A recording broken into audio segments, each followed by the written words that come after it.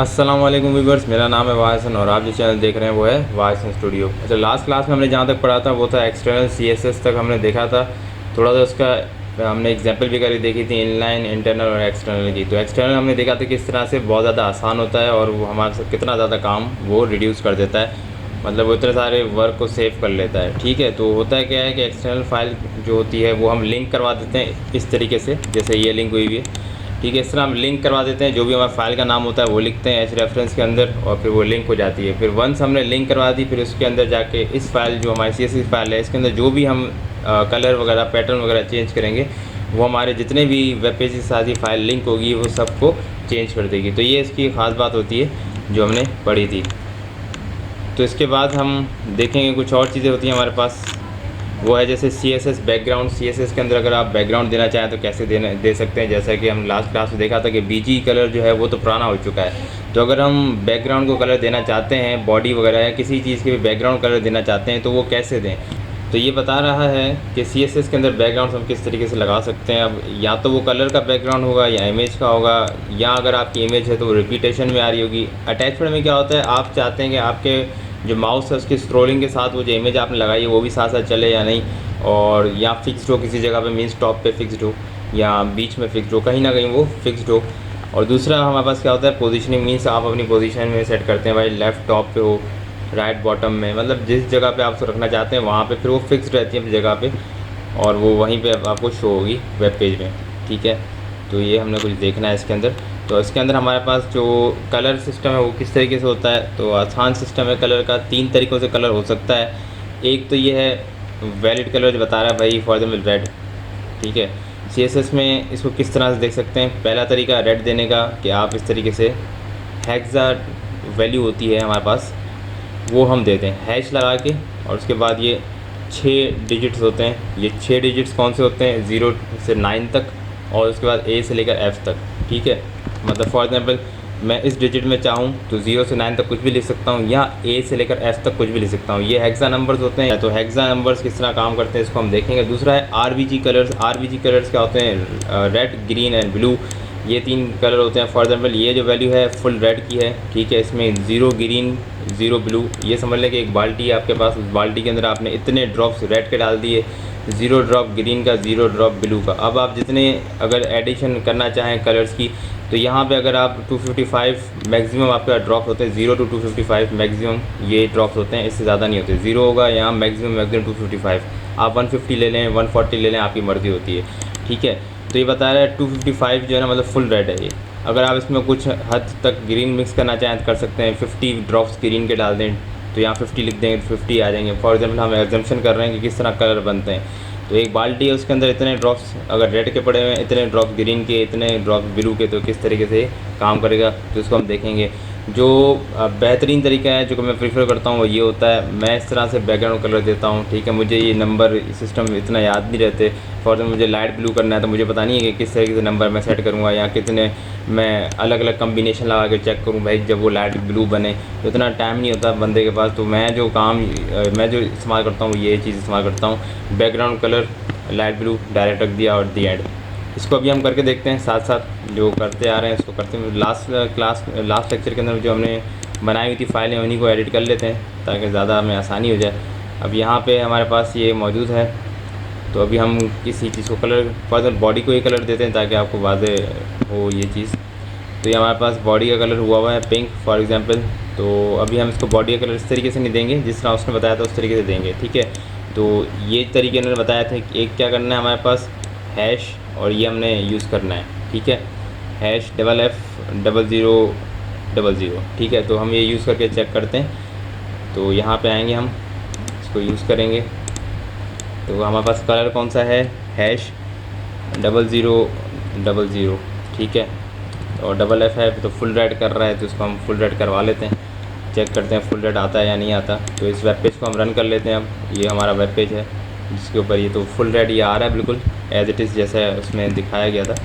अच्छा, अगर हम इसको इसमें इस तरह से करके देखें तो रेड ग्रीन ब्लू करना हमने RGB, रेड ग्रीन ब्लू, या याद रखिए RGB। अब ये कैपिटल लिखें स्मॉल लिखें आपकी मर्ज़ी होती है, जौन सा भी लिख लें आप। ठीक है, मैं कैपिटल लिख रहा हूँ RGB ताकि याद रहे। और RGB में हम लिख रहे हैं, फॉर एग्जांपल रेड तो ऑलरेडी हुआ हुआ है, तो हम क्या करते हैं यहाँ पे इसको ग्रीन कर लेते हैं, 255 कर लेते हैं और यहाँ पे इसको 0 कर देते हैं और इसको सेव करके हम आते हैं, इसको रिफ़्रेश करते हैं। ठीक है, तो परेशान मत होइएगा, ये समझ जाएँ कि मेरी जो CSS फ़ाइल है जिसमें मैं चेंजेस कर रहा हूँ, ये वाली CSS फ़ाइल ये ऑलरेडी इस वाली फ़ाइल के अंदर लिंक हुई हुई है। तो आप ये बस मत परेशान होइएगा कि सर ये किस तरह काम कर रही है, तो ऑलरेडी लिंक है। लास्ट क्लास में हमने लेक्चर में हमने किया था, जो लेक्चर नंबर 5 था उसमें हमने देख लिया था। तो उस लेक्चर के अंदर हमने यही किया था कि इसको हमने लिंक करवा लिया था। ऑलरेडी मेरे पास लिंक हुई है तो मैं इसको जस्ट यूज़ कर रहा हूँ ताकि टाइम बचे। ठीक है, तो अब ये फुल ग्रीन है, मैं चाहता हूँ इसको फुल ब्लू कर लूँ, तो मैं इसको एक दफ़ा ट्राई कर लेता हूँ।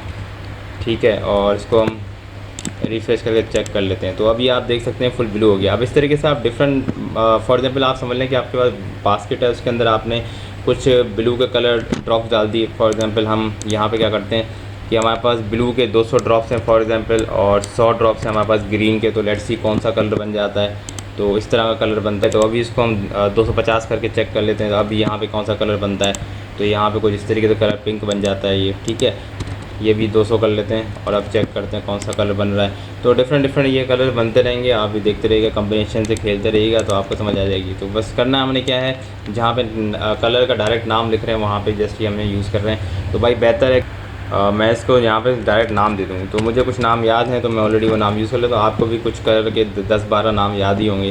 तो बेहतर है कि आप ये कलर कम्बिनेशन लगाएँ, इससे बेहतर है कि आप ये डायरेक्ट यूज़ कर लें इसके नाम दे करके, तो ज़्यादा आसान हो जाता है। ठीक है, तो ये हैं कुछ कलर के इसमें तरीक़ेकार।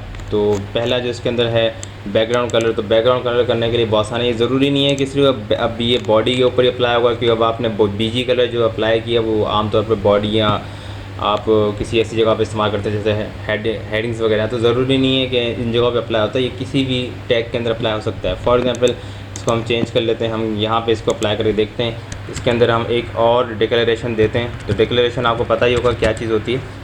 ठीक है, अगर नहीं पता तो आप लेक्चर नंबर 4 देख लीजिएगा। अब इसके अंदर हमने क्या किया, इसको बैकग्राउंड कलर कौन सा दे रहे हैं, फॉर एग्जांपल ग्रीन दे देते हैं। तो इसको हम बैकग्राउंड कलर ग्रीन दे देते हैं। तो हम H1 पे दे रहे हैं।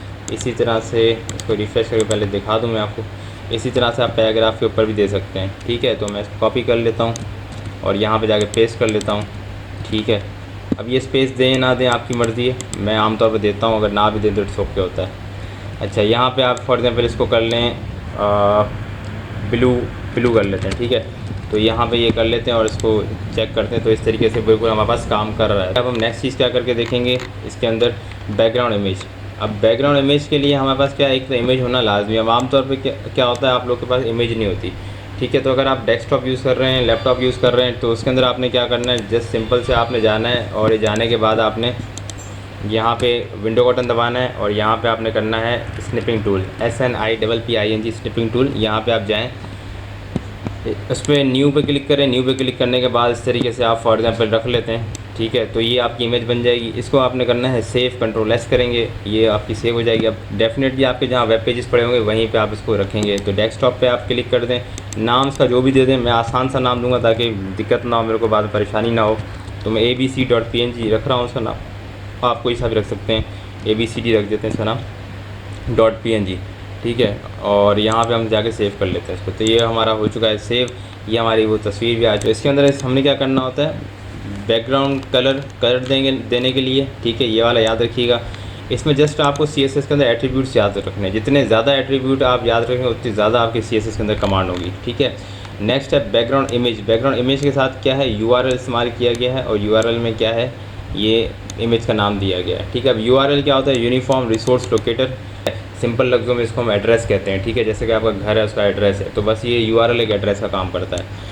तो URL इसके अंदर हमने क्या देना है, इमेज का नाम देना है। ठीक है, तो ये बस याद रखना है। अब ये ज़रूरी नहीं बॉडी के अंदर हो, मैं फिर आपको बता रहा हूँ, ये जो भी हम एट्रीब्यूट यूज़ कर रहे हैं ये ज़रूरी नहीं है किसी, अगर बॉडी के अंदर लिखा है तो बॉडी के अंदर यूज़ करना, भाई कहीं भी यूज़ कर सकते हैं। सो क्या आप पैराग्राफ के पीछे भी यूज़ कर सकते हैं, पैराग्राफ के पीछे भी तस्वीर लग सकती है। आप चाहें तो हेडिंग के पीछे तस्वीर लगा सकते हैं, आपकी मर्ज़ी। मैं एक चीज़ नहीं करवा सकता, डेट्स में इतना टाइम नहीं होता, तो इसको हम कंटिन्यू करते हैं बॉडी के ऊपर ही। ठीक है, तो जो कोड यहाँ पे लिखा है मैं इसके ऊपर कर रहा हूँ, आप लोग बाकी चीज़ों पे करके चेक कर लीजिएगा। ठीक है, तो बॉडी का हमारे पास ऑलरेडी कोड हुआ है, दोबारा बॉडी लिखने की जरूरत नहीं है। अगर फॉर एग्जाम्पल आप इमेज दे लें दोबारा बॉडी दें, भाई ऐसे उल्टी सीधे हरकत मत किया करें। बॉडी एक ही दफ़ा लिखना होता है, उसके अंदर जो भी चेंजेस करनी है आपने उतनी डिक्लेरेशन देनी है, डिक्लेरेशन बार बार देनी पड़ेगी। बॉडी का टैग एक ही दफ़ा आएगा, ठीक है। बॉडी का टैग नहीं होता है यहाँ पे, जस्ट बॉडी का हम एलिमेंट जो है उसका नाम यूज़ करते हैं डायरेक्टली, ठीक है। जैसे एलिमेंट सेलेक्टर मेथड है जो कि हम यूज़ कर रहे हैं, और दूसरे हमारे दो सेलेक्टर मेथड भी रहेगा, आईडी सेलेक्टर मेथड और क्लास सेलेक्टर मेथड, उसको भी हम देखेंगे, लेकिन फ़िलहाल इसको आज हम करते हैं। तो हमारे पास बैकग्राउंड कलर खाकी है, ठीक है, और हमने क्या करना है, इमेज भी रखनी है। तो हमने क्या करना है, बैकग्राउंड इमेज, ठीक है। स्पेलिंग याद रखिए, स्पेलिंग में मिस्टेक होगी तो काम नहीं करेगा। आप लोग आमतौर पर परेशान होते हैं कि भाई सर मैंने सब कुछ सही लिखा है और ये काम नहीं कर रहा, तो वही आपकी मर्ज़ी है। आप अगर सही स्पेलिंग लिखेंगे तो चलेगा, अगर आप सही स्पेलिंग नहीं लिखेंगे तो नहीं चलेगा। तो ये आपको इस चीज़ का ध्यान खुद ही रखना है। अब मैंने तस्वीर का नाम क्या दिया था, ABCD.png। अब आप बोलेंगे सर आपको क्या पता चला ये .png है, तो भाई इससे पता करने के लिए आसान तरीका होता है, आप राइट क्लिक करें, प्रॉपर्टीज़ में, प्रॉपर्टीज़ में आने के बाद आपको यहाँ पर फाइल टाइप नज़र आ जाएगा, कहीं ना कहीं यहाँ कहीं ना कहीं लिखा होता है, डिफरेंट विंडोज़ में डिफरेंट जगहों पर लिखा होता है। तो मेरा विंडोज़ 10 है तो इसके अंदर यहीं पर मैंशन है और यहाँ पर भी मैंशन है। तो अगर आपके पास कहाँ पे भी मेंशन हो आप इसको देख लीजिएगा, JPG होगी, ठीक है, या PNG होगी, आमतौर पर ये आपको फॉर्मेट्स मिल जाते हैं। तो मैं यहाँ पे आता हूँ और यहाँ पे आने के बाद वापस इस पर हम अपने वेब पेज के ऊपर आते हैं। पहले चेक करेंगे हमने यहाँ कंट्रोल-S कर लिया, अगर कंट्रोल-S कर लिया तो इट्स ओके। अब हम आते हैं अपने वेब पेज के ऊपर और रिफ़्रेश करते हैं। तो अच्छा यहाँ पे मैंने कलर कर दिया भाई, तो इसको आप बैकग्राउंड इमेज कर लीजिएगा, ठीक है। सॉरी इमेज था, हाँ मैं वही गलती करके बैठ गया जो आपको बता रहा था गलती, तो बोलते बोलते सॉरी मुझसे मिस्टेक हो गई है। तो यहाँ पे आपने क्या करना है, बैकग्राउंड इमेज लिखना है। अब आई कैपिटल हो या ना हो आपकी मर्ज़ी, कैसे भी लिख लें, काम करता है ये। तो अब यहाँ पे आते हैं हम और इसको आगे रिफ़्रेश करते हैं, तो ये हमारे पास एज इट इज़ काम कर रहा है। अब आप बोलेंगे सर वो कलर क्यों नहीं आ रहा, भाई कलर के ऊपर आपने ये दे दिया है, ठीक है, तो डेफिनेटली कलर कहाँ से आएगा। अगर आप एट्रीब्यूट्स इस्तेमाल करते हैं तो आपको पता होगा किस तरीके से एट्रीब्यूट्स को इस्तेमाल करते हैं और कहाँ रखते हैं हम, ठीक है। तो अब आपने इमेज दे दी है तो इमेज की ज़्यादा प्रायोरिटी होती है बनिस्बत कलर के, जो अभी हम देख भी रहे हैं। अच्छा अब आप पूछ रहे होंगे कहीं कहीं ये इमेज पूरी आ रही है, कहीं कहीं इमेज छोटी आ रही है, ठीक है। तो ये मेरा पेज असल में जूम इन हुआ है, अगर मैं जूम आउट करूँ सारे पेजेस को, सारे पेज एक जैसी नज़र आएगी। तो कुछ पेज मेरे जूम इन हुए हैं और कुछ पेज मेरे थोड़ा जूम आउट हुए थे, तब ये इस तरह शो हो रहा था। आप सारे पेज आपको एक जैसे ही शो होंगे, ठीक है। अच्छा अब आप सवाल करेंगे कि सर ये बैकग्राउंड इमेज जो है ना ये रिपीट हो रही है बार बार, अब आपके यही जहन में आएगा, तो आप इसको देखेंगे। तो इसके बाद हमारा नेक्स्ट टॉपिक भी यही है कि बैकग्राउंड में रिपीटेशन हो रही है तो इसको हम किस तरह से ख़त्म करें, ठीक है। तो बैकग्राउंड में रिपीटेशन हमारे पास क्या होती है भाई, बैकग्राउंड इमेज जो है उसके अंदर हम रिपीट करवाना चाह रहे हैं किस एक्सिस में। अब एक्स एक्सिस होता है, वाई एक्सिस होता है। एक्स एक्सिस इस तरह होता है, ठीक है, हॉरिजॉन्टल, उसको हम कहते हैं एक्स एक्सिस, और वाई एक्सिस होता है इस तरीके से वर्टिकल, ठीक है। तो ये हमारा है x axis, means x axis में हमारे पास रिपीट हो, वाई एक्सिस में रिपीट ना हो। मीन्स यूँ तो रिपीट हो तस्वीर, एक तस्वीर या दूसरी तस्वीर तीसरी तस्वीर, नीचे उसकी तस्वीरें ना आए, ठीक है, एक ये तरीक़ेकार है।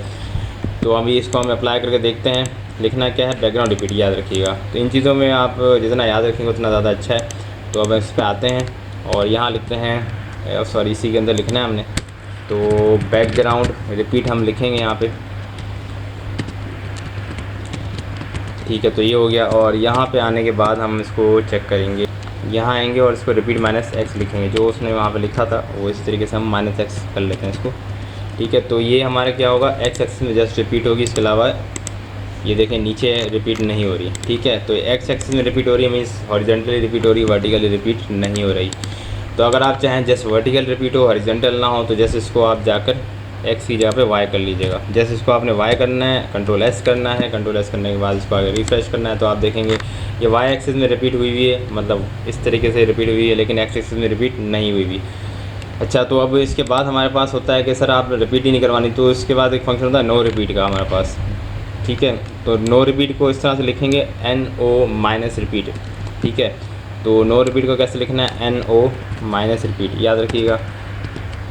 अगर आपको वैल्यूज़ याद हैं, एट्रीब्यूट्स याद हैं, तो आप समझ लें बादशाह हैं CSS के। तो नो रिपीट वंस आपने तस्वीर दे दी और वही उसका है जो भी फॉर एग्जांपल इतनी तस्वीरें इतनी आएगी, हमने क्योंकि इमेज ली ही इतनी थी, याद होगा आपको, यहाँ से यहाँ तक ली थी इमेज, तो जब इमेज ही इतनी ली थी तो डेफिनेटली वो आएगी भी इतनी, जितनी इमेज बड़ी होगी उतनी ही साइज़ की यहाँ पे आएगी। अच्छा यहाँ पे आप लास्ट में आप देना चाहें ना देना चाहें इट्स ओके होता है, लेकिन ये दे दिया अगर ज़्यादा अच्छा होता है।